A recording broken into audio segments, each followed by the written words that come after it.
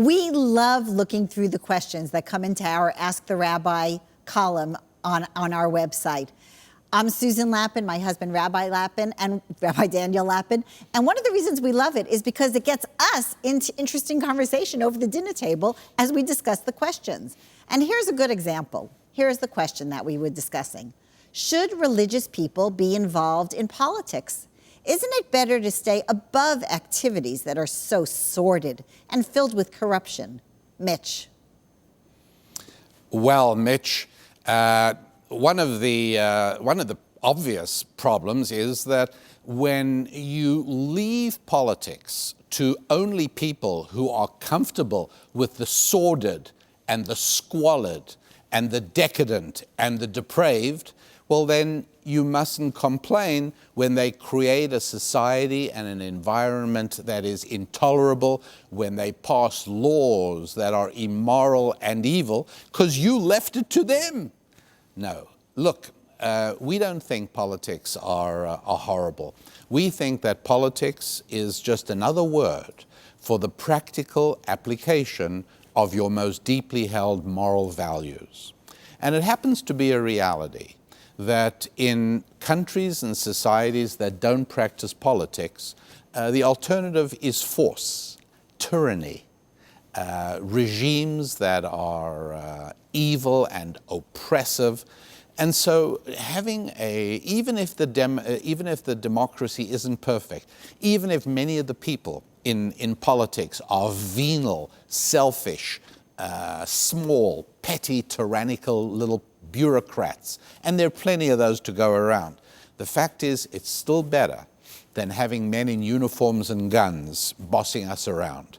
And so we see it as something that is part of God's plan for humanity, that we should live in an environment of freedom. One of the requirements in the Hebrew Bible is that societies must set up judicial systems. And part of that is politics. Part of that is how it works. We don't see it as a bad thing. We only see it as bad when good people with biblical values disengage and decide they are above it somehow. You know what? We're not above it. And if you think that politics is just for people who are not perfect, well, you know what? Let's join in. There's always room for one more.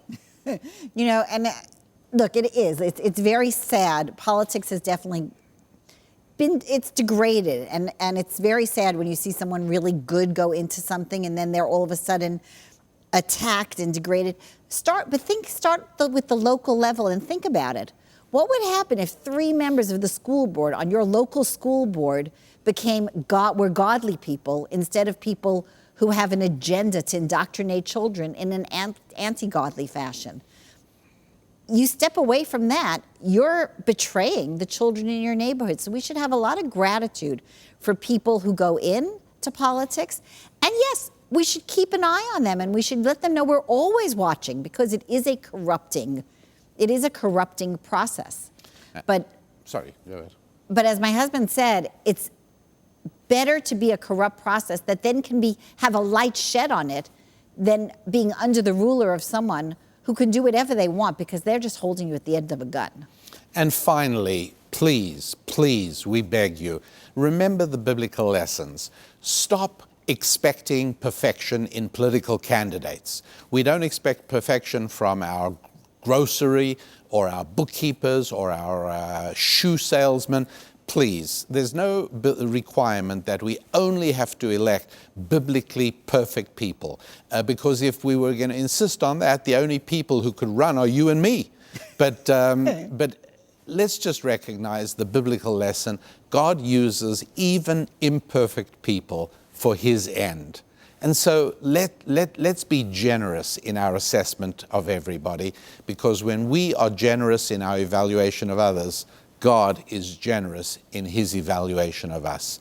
We hope that we pray that he blesses you with a week of prosperity and good health. Until next week, you are responsible for everything else.